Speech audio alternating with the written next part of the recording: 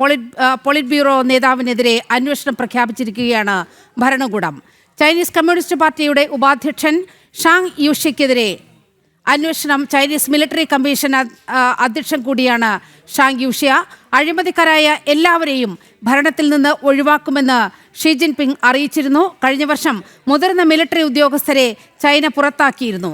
ഐസൻ ജോസ് ചേരുന്നുണ്ട് വിശദാംശങ്ങളുമായി. ഐസൻ, എന്താണ് ചൈനീസ് കമ്മ്യൂണിസ്റ്റ് പാർട്ടിയിൽ സംഭവിക്കുന്നത്?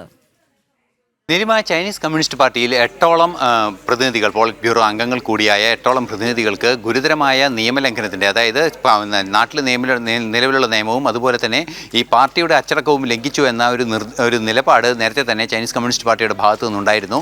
ഇതിന് പിന്നാലെയാണ് ഇപ്പോൾ തുടർ നടപടികൾ ഉണ്ടാകുന്നത്. അഴിമതിക്കാരായ ആരെയും അല്ലെങ്കിൽ ഇത്തരത്തിലുള്ള നിയമലംഘനം നടത്തുന്നവരെയും അത് അവർക്ക് ഒളിച്ചിരിക്കാനുള്ളൊരിടമായി തങ്ങളുടെ പാർട്ടിയെ പ്രയോജനപ്പെടുത്താൻ അനുവദിക്കില്ല എന്ന നിലപാട് ഷീ ജിൻപിങ് നേരത്തെ തന്നെ വ്യക്തമാക്കിയിരുന്നു. ഇതിന് പിന്നാലെ ഏതാണ്ട് ഒരു വർഷത്തിന് ശേഷമാണ് ഇപ്പോൾ ഈ പുതിയ റിപ്പോർട്ട് വന്നിരിക്കുന്നത്.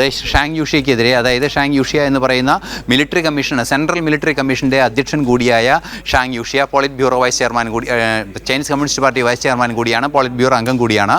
അദ്ദേഹത്തിനെതിരെയാണ് ഇപ്പോൾ നടപടികൾ ആരംഭിച്ചിരിക്കുന്നത്. അതുപോലെ തന്നെ മറ്റൊരു ഉദ്യോഗസ്ഥന് നേരെയും അന്വേഷണം ആരംഭിച്ചിട്ടുണ്ട് എന്നാണ് മനസ്സിലാക്കാൻ സാധിക്കുന്നത്. അദ്ദേഹവും ഈ മിലിറ്ററിയുമായി ബന്ധപ്പെട്ട്, ചൈനീസ് സൈനിക സംവിധാനങ്ങളുമായി ബന്ധപ്പെട്ട് പ്രവർത്തിക്കുന്ന ല്യൂ ഷെൻലി എന്ന് പറയുന്ന മറ്റൊരു മുതിർന്ന പോളിറ്റ് ബ്യൂറോ അംഗത്തിനെതിരെയും നടപടികൾ സ്വീകരിച്ചിട്ടുണ്ട് എന്ന റിപ്പോർട്ടുകളാണ് പുറത്തു വരുന്നത്. 8ഓളം പേരെ കടുത്ത നടപടികൾക്ക് വിധേയമാക്കാനുള്ള നീക്കങ്ങൾ നടത്തിയിരുന്നു ചൈനീസ് കമ്മ്യൂണിസ്റ്റ് പാർട്ടിയുടെ ഭാഗത്തു നിന്ന്. ഈ നീക്കങ്ങളുടെ ഭാഗമായാണ് ഇപ്പോൾ പുതിയ നടപടിയുടെ ഭാഗമായി ഇത്തരത്തിലൊരു സംഭവം ഉണ്ടായിരിക്കുന്നത്. ഏറ്റവും പ്രധാനപ്പെട്ട നേതാവാണ് ഇപ്പോൾ നമ്മൾ നേരത്തെ സൂചിപ്പിച്ചതുപോലെ ഈ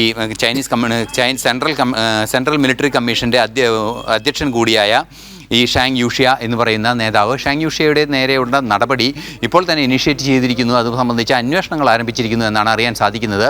നിയമലംഘനവും അതുപോലെ തന്നെ അച്ചടക്ക ലംഘനവും നടത്തി എന്നതാണ് അദ്ദേഹത്തിനെതിരെ ചുമത്തിയിരിക്കുന്ന ഒരു ചാർജ്. സ്വാഭാവികമായും നിയമലംഘനം എന്ന് പറയുമ്പോൾ അത് ആ രാജ്യത്ത് നിലനിൽക്കുന്ന നിയമങ്ങളെ ലംഘിക്കുകയും അത് അഴിമതി ചെയ്യുകയും സ്വജനപക്ഷപാതം ചെയ്യുകയും ചെയ്തു എന്നതാണ് ഈ നിയമലംഘനവും അച്ചടക്ക ലംഘനവും ഉണ്ടായിരിക്കുന്നു എന്ന റിപ്പോർട്ടുകളിൽ നിന്നും മനസ്സിലാക്കാൻ സാധിക്കുന്നത്. ഇത്തരത്തിൽ കടുത്ത നടപടികൾ ഇനിയും പാർട്ടിയിലെ ഇത്തരത്തിലുള്ള അനഭിമതരായവർക്കെതിരെ ഉണ്ടാകുമെന്ന റിപ്പോർട്ടുകൾ തന്നെയാണ് പുറത്തു വരുന്നത്. തീർച്ചയായും നേരത്തെ നമ്മൾ സൂചിപ്പിച്ചതുപോലെ ചൈനീസ് കമ്മ്യൂണിസ്റ്റ് പാർട്ടിയിലും മറ്റ് രാജ്യങ്ങളിലെ കമ്മ്യൂണിസ്റ്റ് പാർട്ടികളിൽ ഉണ്ടാകുന്ന അന്തഃഛിദ്രങ്ങൾക്ക് സമാനമായ പ്രശ്നങ്ങൾ ഉയർന്നു വരുന്നു എന്ന ഏറ്റവും ഗുരുതരമായൊരു സാഹചര്യം തന്നെയാണ് ഇപ്പോൾ ഉള്ളത്. അതിനെ അഭിസംബോധന ചെയ്യുക എന്ന വലിയൊരു ഉത്തരവാദിത്വത്തിലാണ് ചൈനീസ് കമ്മ്യൂണിസ്റ്റ് പാർട്ടിയുടെ നേതൃത്വം എന്നതും ഒരു യാഥാർത്ഥ്യമാണ്.